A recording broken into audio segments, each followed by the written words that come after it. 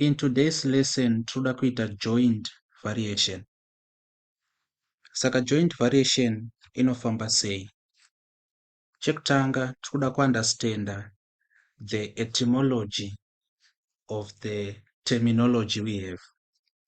Saka kana chiti terminology, tinongoreva our topic joint variation. Kana tichiti etymology, tiri kureva how the words are made. Saka tikatora for example the word joint, tinoona kuti this word is actually made from a root. The root of the word joint, the join. And kana tichitaura pamusoro pe-joining, we are referring to things like merging, like fusing, which is a fusion. Mushona tinongoti kubatanidza. Batanidza. Saka joint variation, ma-variations are kubatanidzwa in one sentence, kana kuti in one mathematical expression. That is what a joint variation is. So I can give you a practical example. Example yandoda kushandisa ndeye this equation, which is the equation of kinetic energy. So in physics, zvinonzi kinetic energy is equal to half mv squared. That is what kinetic energy is, half mv squared. Saka tiri panapa, we see kuti kinetic energy is directly proportional to mass. Saka we all know that kinetic energy, this is the energy required to move. For a body to move from point A to point B, a body requires kinetic energy. Saka we can take it, for example, we have a track, a 100-meter track. Mapaona? 100 meters. Then we have two participants. Tina A arikuda kuita marace na B. Tobva tati A anorema 120 kgs asi B anorema 45 kgs. Maonero enyu ndo pachawina race between A na B. And I also want the reason why. Maonero enyu, other factors held constant. Maonero enyu ndo panowina this race.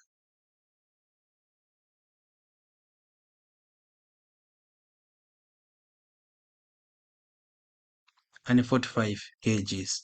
Pamusana pekuti ariku require lesser kinetic energy as compared to uyo ane 120 kg. Maona. Saka kinetic energy iri directly proportional to the mass. So zviri kureva ndezvekuti the greater the mass, the greater the kinetic energy required. The lesser the mass, the lesser the kinetic energy required. So taona kuti kinetic energy is directly proportional to mass. We also have another conclusion to make. Kinetic energy zvakare is directly proportional to the square of speed and not velocity. And what this means is the greater the speed, greater the kinetic energy. Maona. Saka inoda for you kuti makamboita ma-track events. Maybe muri kumhanya round. And vazhinji vedu havazotogoni kuripedza round. The more you run, and the more you increase your speed, the greater the kinetic energy required. Ndosaka zvichinzi kana vanhu vachiita ma-long distances, 24 rounds, 5 kilometers, it's not advised kusprinta. Even though pamunotanga race mese munenge muchiri makasimba, asi you see ma-professionals vanenge vachijoga. Kana une dzungu unosprinta. Sprinta kwauri kuita, the more you are increasing your speed, the more you are using up the kinetic energy you have. Saka paunozoneta paya paya, kureva kuti hauchisina kinetic energy. Of course, this is kinetic energy converted from chemical energy yatinowana from our body mass and chikafu chatinodya, etc. Saka chandinoda kuti muone ndechekuti kinetic energy iri directly proportional to mass. Kinetic energy iri directly proportional to speed, kana kuti the square of velocity. So zvinenge zvakuitika apa manje ndezvekuti kana tichiti joint variation, tiri kubatanidza variations aya ari 2. Tiri kubatanidza kinetic energy directly proportional to mass. Tiri kubatanidza kinetic energy directly proportional to what? To velocity. Saka kana tamabatanidza tinozomanyora sei? Inozonyorwa yakati iyo kinetic energy is directly proportional to mass multiplying velocity squared, like that.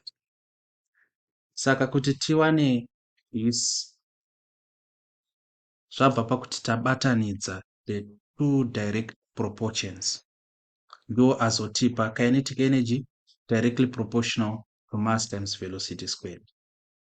Then if you look at it more carefully, you will see kuti kada kuiconverta back to this, kinetic energy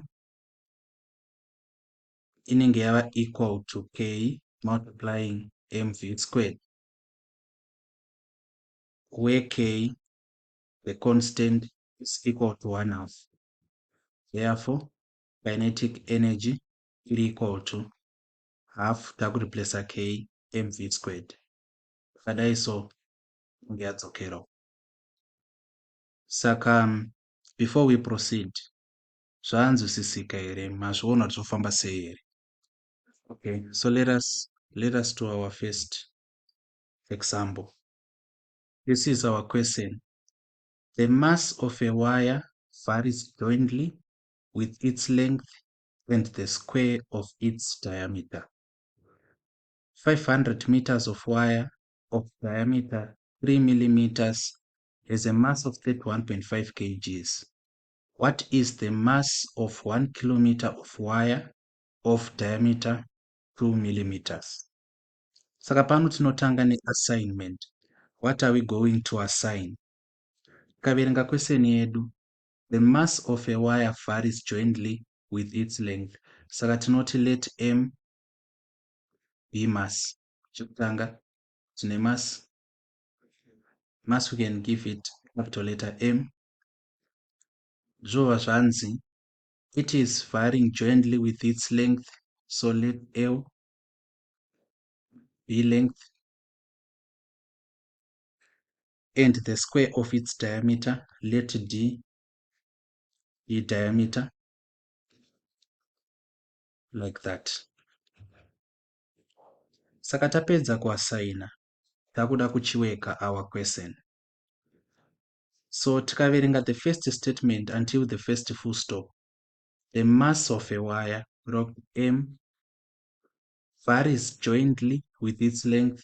So it's varying jointly with its length and the square of its diameter, B squared, like that. Saka apo tatoita mathematize the first sentence.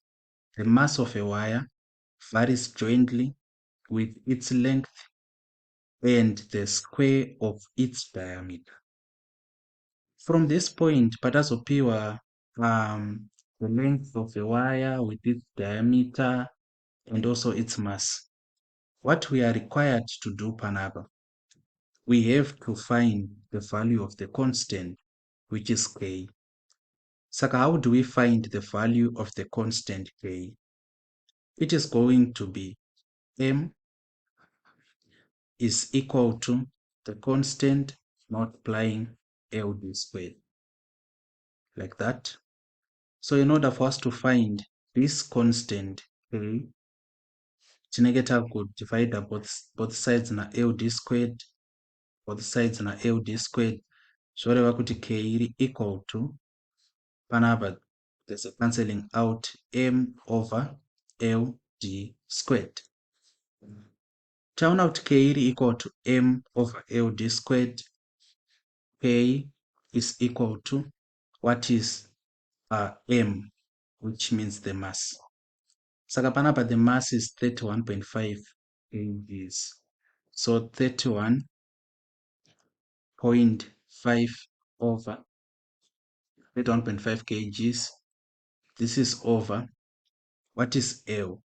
Saka L will represent the length, which is 500 meters.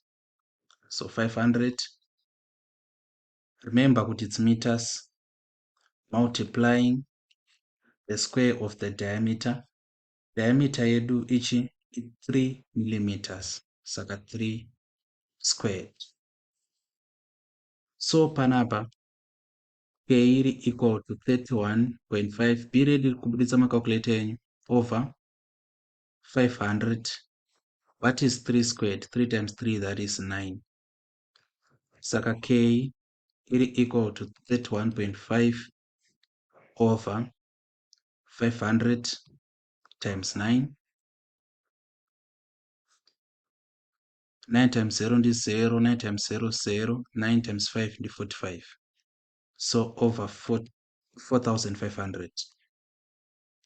Saka k yange equal to chi. Tinogona mboisiya nawe ingori 31 over 4,500. Because the moment yatinoiweka iyo, tinenge takuforcewa kunyora iri approximation. Saka since tisati tasvika kuansa yedu, kana chita approximation, rekureva kuti maybe munenge makuinyora to 2 decimal places kana kuti to 3 significant figures. Iyoyo number iyoyo haiziyo exactly the answer.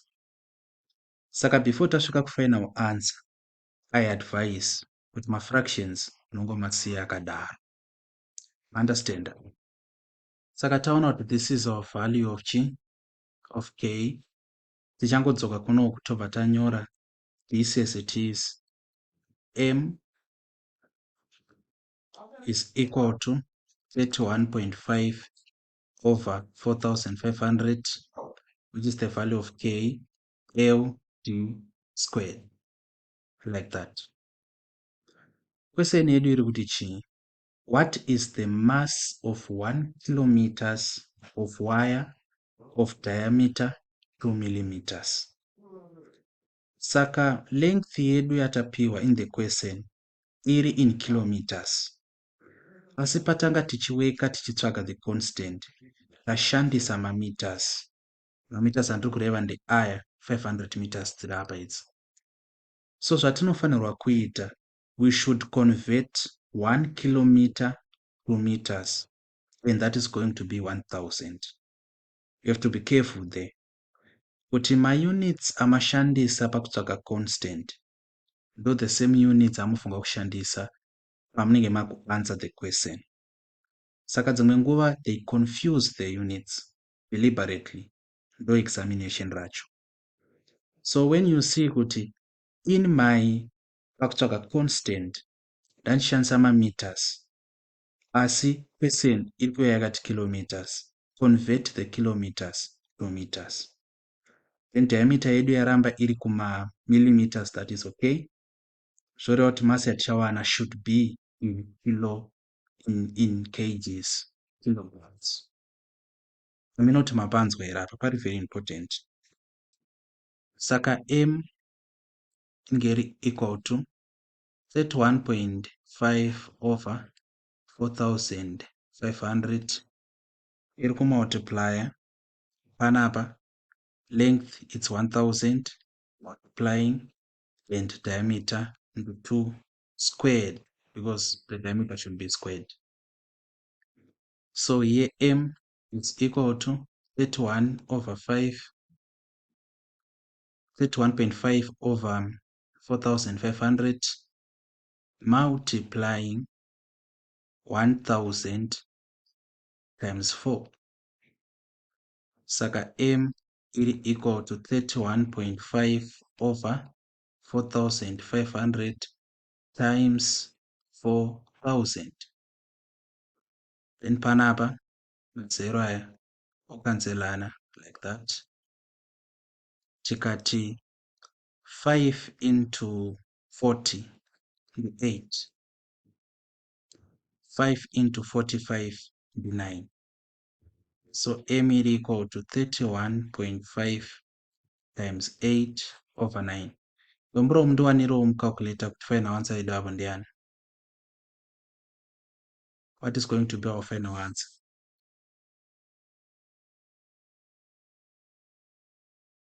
Alright, saka tofosongo kuzviita nesoro. 31.5 times 8. 8 times 5 ndi 40. 8 times 1 ndi 8, 9, 10, 11, 12, 1. 8 times 3, 8, 16, 24 plus 1, that is 25, 1, 1. So panapa we have 252 dividing 9. 9 into 9 is 1. 9 into 25, 9, 18 is 2. 19, 20, 21, 22, 23, 24, 25. Saka 7 panapa. What is 9 into 72? 9, 8, 45, Canada times 5, 54, 63, 72, 8. So the mass is going to be 28 kgs. Vazhinji mukaona chibudaira exact kudai ndo chimwe chipupuriro kuti iri correct. So that is what we do. Do you have any questions here? For practice, you should do exercise 9D, NGM 4, chapter 9, number 1, number 3, number 10, number 12, number 15. This will be the exercise.